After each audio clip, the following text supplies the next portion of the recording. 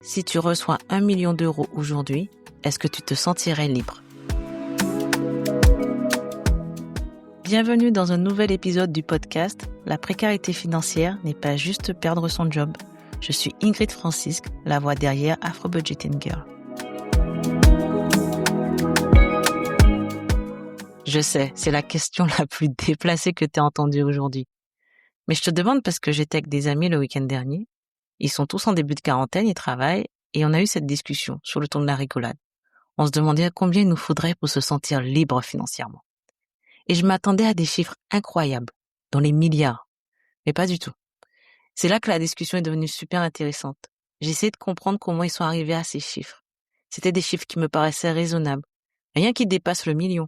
Mais c'était des chiffres tellement précis, et la plupart avaient déjà un plan. Ceux qui l'investiraient, ceux qui paieraient en priorité, ils avaient déjà la trame. Ils avaient juste besoin de la somme. Mais la même chose revenait à chaque fois. Aucun d'entre eux n'arrêterait de travailler. Et franchement, ça m'a fait réfléchir. Quand je demande à certaines personnes, pas forcément à des amis ou de la famille, des gens lambda, si vous gagnez à la loterie, est-ce que vous arrêtez de travailler? La plupart du temps, la personne prend du temps à répondre. Je suis sûre que vous écoutez cet épisode et vous vous dites, moi j'arrête dès que je touche le chèque. Soyez honnête avec vous-même. Déjà ma première question. Combien parmi vous jouent à la loterie pour pouvoir gagner ce prix? Et est-ce que vraiment vous allez arrêter? Parce que le travail au sens classique du terme a vraiment une place centrale dans notre identité. En tout cas pour les milléniaux. On a grandi avec cette idée que le travail c'est la santé, que le travail nous donne ce salaire et que donc ça ira forcément mieux. Le travail donne un salaire, oui. Mais il nous donne aussi un statut, une structure, un rôle dans la société. Pour certains d'entre nous, il nous dit qui on est. Et ça, c'est important à comprendre quand on parle de liberté financière. Parce que si notre identité est liée au travail, alors la liberté financière ne peut pas seulement vouloir dire ne plus travailler. Ce serait perdre quelque chose d'essentiel, pas en gagner. Et c'est exactement ce que je veux explorer sur la plateforme Afro Budgeting Girl avec le podcast. La précarité financière n'est pas seulement perdre son job. Parce que la liberté financière, ce n'est pas seulement ne plus avoir besoin de travail. Quand on parle de liberté financière, les gens ont une vue très romantique de la chose. Sur les réseaux sociaux, c'est une image très édulcorée. La villa sur la plage dans une destination exotique, travailler les pieds dans l'eau, partir en plein milieu de semaine en vacances à l'autre bout du monde, les revenus passifs, les achats chez les grands couturiers, une vie sans contrainte. Mais quand je parle aux gens que je rencontre via la plateforme, des gens comme vous et moi, des amis, des collègues, la définition de la liberté financière est nettement plus atteignable, plus accessible. C'est payer une dette par exemple, finir la construction ou les rénovations de la maison pour plus d'espace, plus de confort, se payer un restaurant de temps en temps, une sortie au parc d'attractions, un week-end découverte en famille plus régulier, reprendre un loisir qu'on avait abandonné faute de moyens, un voyage par an, histoire de décompresser pour couper de la routine, faire une journée spa avec des copines. Ce sont des choses concrètes, des choses qui ont une valeur réelle dans une vie réelle. C'est faire quelque chose qui fait du bien, sans se culpabiliser que votre budget est mis à mal, ou que vous auriez pu utiliser cet argent pour quelque chose de plus important. Moi, j'ai toujours cru que pour être libre financièrement, il fallait avoir un super boulot, être directeur dans un grand bureau. Purée, c'est fou comme certaines de nos croyances sont très vite testées.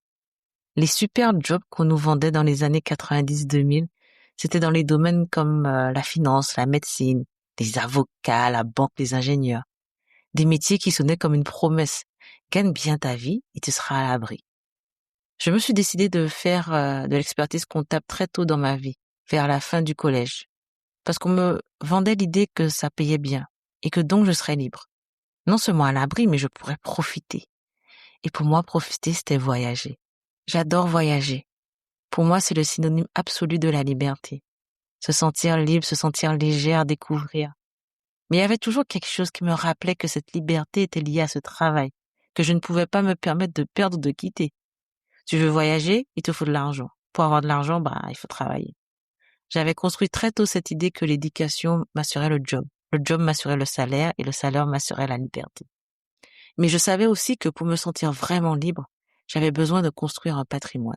Acheter un bien, investir dans la pierre, avoir une assurance vie, des économies. Et pour atteindre ces objectifs, je m'assurais de mettre au moins la moitié de mon salaire de côté. C'est quelque chose que ma mère m'a inculqué très tôt. Alors comment la liberté financière a-t-elle évolué pour moi au fil du temps?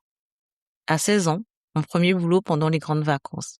J'ai reçu mon premier salaire tout de suite. Il fallait mettre 50% de côté. C'était la première étape concrète. Voilà, je construis ma liberté. À 20 ans, j'ai investi dans une assurance. Bon, ça s'est pas très bien passé, mais j'en parlerai dans un autre épisode. Mais c'était une façon d'avoir un portfolio diversifié, de ne pas tout mettre dans le même panier. À 23 ans, je retourne chez mes parents pour faire des économies, pour préparer mon déménagement au Royaume-Uni. Je n'avais pas à penser à mes factures, ni à aucun frais, à part ma voiture, l'essence, mon téléphone et mes sorties. La liberté à ce moment-là, c'était de préparer la suivante. À 29 ans, j'achète mon premier appartement. C'était une décision par laquelle j'étais tellement excitée et hyper stressante en même temps. Mais j'avais ma mère qui me soutenait dans ma décision. C'était le premier investissement. Une fierté. Pour moi, investir dans la pierre, c'était l'ultime. Je l'ai fait, j'y suis arrivée. À 36 ans, un deuxième investissement dans la pierre. Là, je me sens plus confiante, j'ai plus d'attentes. Parce que ce n'est pas seulement pour moi, c'est pour ma famille. Je passe la barre des 40 ans, et là, je perds mon emploi. Et là, c'est ce qui ressemble à de la liberté, le salaire, la stabilité, l'identité professionnelle disparaît. Ce qui reste, c'est ce que j'avais vraiment construit. Pas ce que je gagnais, ce que j'avais. La liberté à ce moment-là, c'était avoir assez de réserves pour pouvoir subvenir à mes urgences, aux dépenses de mes enfants sans angoisser, et pouvoir être sereine dans un marché du travail qui ne m'était pas favorable. Et puis, plus récemment, le conflit dans la région du Golfe. En 48 heures, il fallait prendre une décision, partir ou rester. Des billets d'avion à 8 000 €.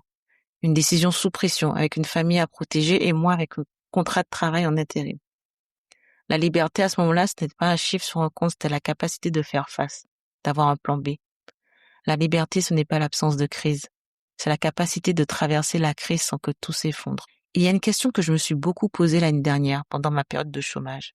D'ailleurs, c'est pendant cette période que la plateforme Afro Budgeting Girl commença à prendre forme. La question qui me revenait souvent pendant la création de la plateforme, c'était: est-ce que la précarité et la liberté financière peuvent coexister? Est-ce qu'on peut se sentir libre par moments et précaire d'autres fois? Est-ce que ce sont deux états qui s'alternent selon les saisons de la vie? Ou est-ce qu'on se met beaucoup de pression? Est-ce que ces questions, vous les êtes posées aussi? Dites-moi en commentaire, parce que c'est quelque chose qui me fait vraiment réfléchir, surtout quand je parle à des femmes, surtout celles qui sont en transition, qui se posent la question: qu'est-ce qui m'attend pour moi ces 10 prochaines années? Comment je pivote? Parce que l'angoisse et l'anxiété sont réelles. Les chiffres sont là, le coût de la vie, les obligations, les imprévus, la préparation à la prochaine étape, mais l'envie aussi de liberté, de se faire plaisir, d'en profiter sans se sentir coupable. Tout ça existe. Mais est-ce qu'on doit arrêter d'être positif pour autant? On se dit souvent: quand j'aurai atteint ça, je me sentirai libre. Quand j'aurai remboursé cette dette, quand j'aurai ce salaire, quand j'aurai cet appartement. Et puis on atteint la chose et on veut la suivante. Parce que le traumatisme de la précarité est déjà dans notre système. La peur, l'inquiétude de revenir dans cette situation, ça reste. Parce que c'est tellement profond, c'est angoissant. Et c'est exactement pour ça que ce podcast s'appelle « La précarité financière n'est pas seulement perdre son job ». Parce que la précarité, elle peut coexister avec un salaire. Elle peut coexister avec un patrimoine. Elle peut coexister avec une vie qui, de l'extérieur, ressemble à de la liberté. Ce n'est pas un manque de discipline. Ce n'est pas de l'ingratitude. C'est une mémoire du manque, de l'insécurité, de l'époque où ça ne suffisait pas. Et cette mémoire-là, elle ne disparaît pas avec un chiffre sur un compte bancaire. Elle se travaille, elle se reconnaît et elle s'apprivoise doucement. J'ai posé ces questions à ma communauté sur WhatsApp et je vais les poser ici aussi. La première question: qu'est-ce que tu arrêterais de faire si l'argent n'était pas un obstacle? Pas qu'est-ce que tu achèterais, ce que tu arrêterais. Parce que la liberté, très souvent, ce n'est pas d'additionner, c'est de pouvoir retirer. La deuxième question: qu'est-ce que tu commencerais? Ce projet, cette reconversion, ce loisir que tu as mis de côté, si l'argent n'était plus la raison principale, qu'est-ce que tu commencerais demain? Et la troisième, la plus difficile à articuler, je pense: qu'est-ce qui ressemblerait à la paix? La paix.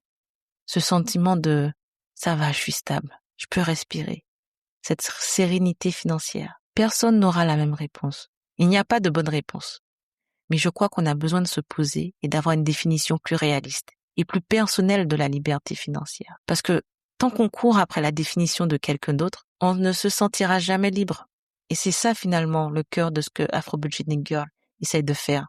Te donner les outils pour définir ta propre version, pas celle des réseaux sociaux. Et c'est par là que tout commence. Parce qu'on peut savoir ce qu'on veut arrêter, ce qu'on veut commencer, ce qui ressemblerait à la paix, et quand même ne pas savoir où commencer concrètement. Et souvent, ce qui bloque, ce n'est pas le manque de volonté, c'est le manque de clarté sur sa propre relation à l'argent. Est-ce que l'argent te fait peur? Est-ce qu'il te donne de l'anxiété? Est-ce que tu dépenses quand tu es stressé ou au contraire, tu te bloques complètement? C'est pour ça que j'ai créé le guide pratique des 200 questions pour débloquer ta liberté financière. Un des piliers de ce guide, c'est exactement ça. Comprendre ta relation à l'argent. Comment l'argent te fait sentir. Parce qu'avant de construire un budget, avant de définir un objectif, il faut comprendre avec quoi on travaille. Et ce avec quoi on travaille, c'est nous-mêmes, notre histoire, nos peurs, nos schémas. Ce guide fait le pont entre ta situation actuelle, ton état d'esprit, tes capacités, les ressources disponibles et comment tout ça impacte ton budget. Et comment tu peux commencer à retourner les choses ou simplement à les approcher différemment. Et sur mon blog afrobudgetinggirl.com, tu trouveras des articles qui vont dans ce sens, des solutions concrètes ancrées dans des problèmes réels. Pas de la théorie, des situations que tu connais, que tu as peut-être vécues et des pistes pour avancer. Je t'invite vraiment à aller faire un tour sur le site parce que la liberté financière, ça commence par la clarté. Et la clarté, ça commence par se poser les bonnes questions.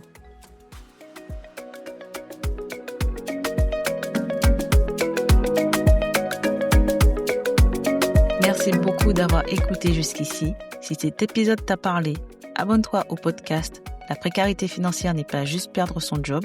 Tu le retrouves sur Spotify, Apple Podcasts, Amazon ou YouTube. Tu peux aussi rejoindre notre communauté WhatsApp, télécharger nos outils gratuits, le suivi budgétaire et le guide pratique des 200 questions, et lire ou écouter les articles du blog ou des solutions concrètes, tout ça sur afrobudgetinggirl.com. Parce que la précarité financière, ce n'est pas seulement perdre son job. Et surtout, n'oublie pas de prendre soin de toi, car la santé est ton meilleur allié. Je suis Ingrid Francisque, la voix derrière Afro Budgeting Girl, et je te retrouve au prochain épisode.